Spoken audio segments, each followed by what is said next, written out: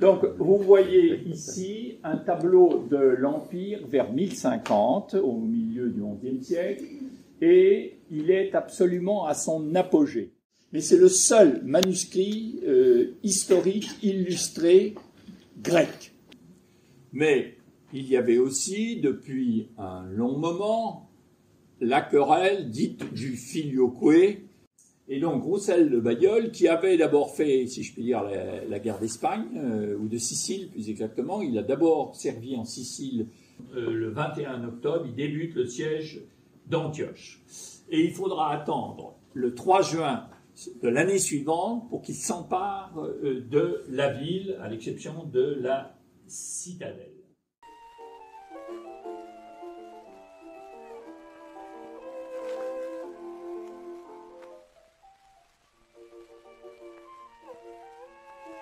En février 1909, la municipalité de Chartres, poussée par l'exaltation nationale entraînée par les progrès fulgurants de la nouvelle aviation, ainsi que par les succès des vols effectués par Wilbur Wright à Auvour, près du Mans, et Louis Blériot à Toury,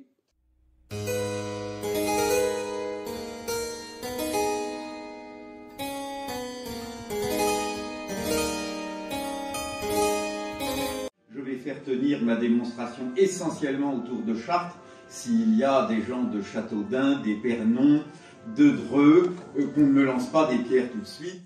Et l'expression fascinée de la maîtrise de la lumière dans un espace donné. Espace dont les maîtres constructeurs vont consciemment nier la matérialité de la paroi au profit de la lumière.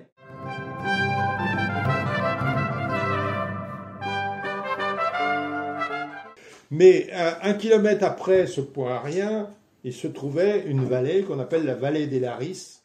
Alors on connaissait déjà, ils avaient expérimenté les tuyaux en fonte avant l'aqueduc de Buc, mais c'était assez aléatoire, hein. Il y avait énormément de fuites. 3 niveaux d'arches dans le fond de Maintenon, avec les abords, parce qu'il n'y avait pas que le fond de Maintenon, mais il fallait arriver à certains niveaux sur les abords, à l'approche. Eh bien, on a pu faire un calcul et on s'est aperçu qu'il fallait 1,2 million de mètres cubes de matériaux pour réaliser cet ouvrage. Cette Berthe que nous connaissons à Chartres en tant que reine n'a été reine qu'à la suite de son second mariage. Elle avait épousé en deuxième noces le fils du Capet, le roi Robert le Pieux. Thibaut III, qui cumulera les titres de comte de Chartres, de Blois, de Châteaudun, et en plus qui va récupérer la Champagne. Et ce Robert le Magnifique n'est autre que le père de Guillaume, alors qui est encore Guillaume le Bâtard, qui va devenir Guillaume le Conquérant. Malheureusement, pour Alain et pour son épouse, tous ceux qui étaient chargés de la protection de Guillaume le Bâtard ont été assassinés. Et ce qui prouve que Berthe était quand même très attachée à ce Guillaume, qu'elle avait connu enfant, et dont elle avait bien remarqué la puissance, et qu'elle avait conseillé comme protecteur. Enfin, souvent, c'est dit par justement David Bates.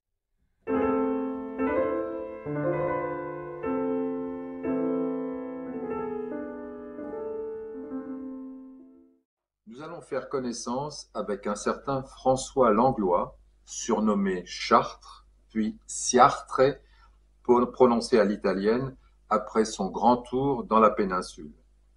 Son histoire hors du commun mérite bien ce titre, un aventurier de l'art dans l'Europe de Louis XIII. Il n'est que libraire. Ce mot recouvre à l'époque à la fois les activités de marchand d'estampes et d'éditeur. Il n'est ni peintre, ni graveur, à la différence de ses célèbres amis qui se nomment Claude Vignon, Simon Vouet, Abraham Boss, Claude Mélan ou Anton van Dyck. Première erreur, car les enveloppes sont une partie essentielle de l'échange du courrier. Historique, géographique, généalogique, sociétaux, perso ou simplement anecdotique. à l'origine était le pli, simple feuille de papier pliée, sur laquelle on écrivait l'adresse et que l'on confiait au service de la poste aux lettres. Cette oblitération a été apposée à Langeais. Et réglementairement, il y a toujours au moins 2 empreintes. L'annulation du timbre, pour éviter toute réutilisation, et le dateur, bien lisible, le fameux cachet de la poste faisant foi.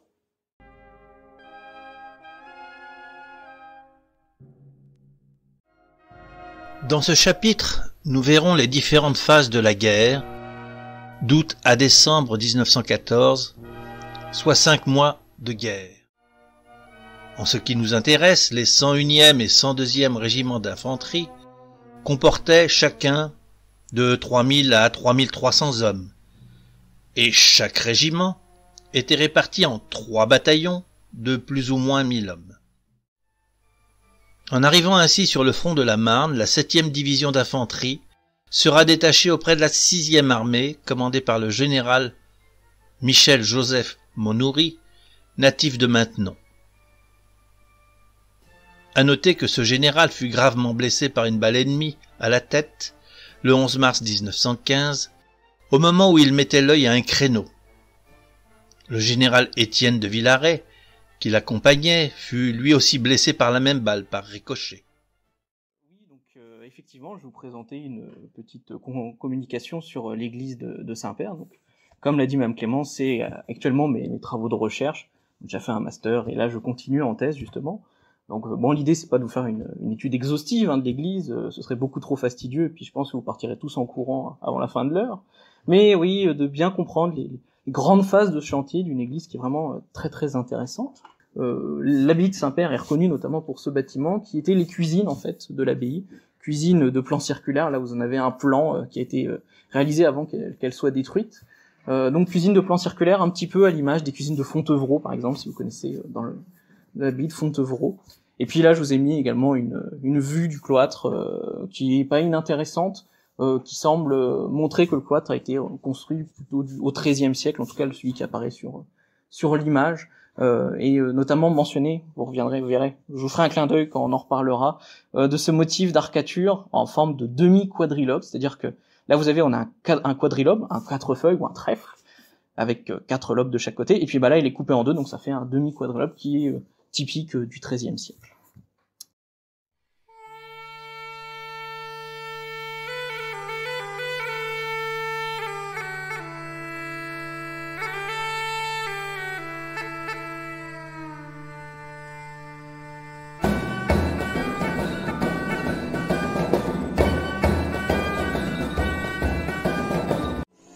Et depuis, on a continué le travail et on s'est aperçu, grâce au nettoyage, grâce aux restaurations, surtout au nettoyage dans la cathédrale, qu'il y avait de nouveaux instruments que nous avions découverts, puisqu'en fait, on en a découvert 16 de nouveaux. Donc, on est arrivé aujourd'hui à 322 représentations d'instruments. Alors, dans les photos nouvelles, il y en a en particulier une qui ne pouvait être que nouvelle, puisqu'il s'agit de la découverte dans le narthex, au niveau du nettoyage, en 2012, des fameuses roses peintes, et sur lesquelles il y a David avec une harpe, un musicien qui joue de la vielle en 8.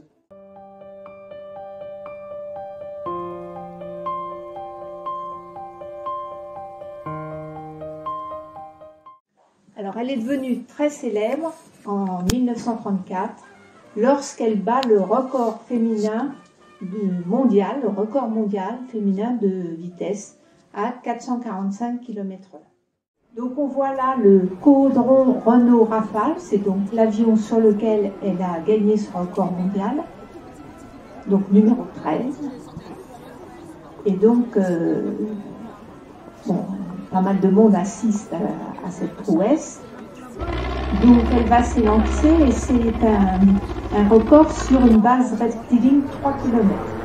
C'est-à-dire qu'elle va faire 3 km dans un sens, 3 km dans l'autre et 2 fois de suite.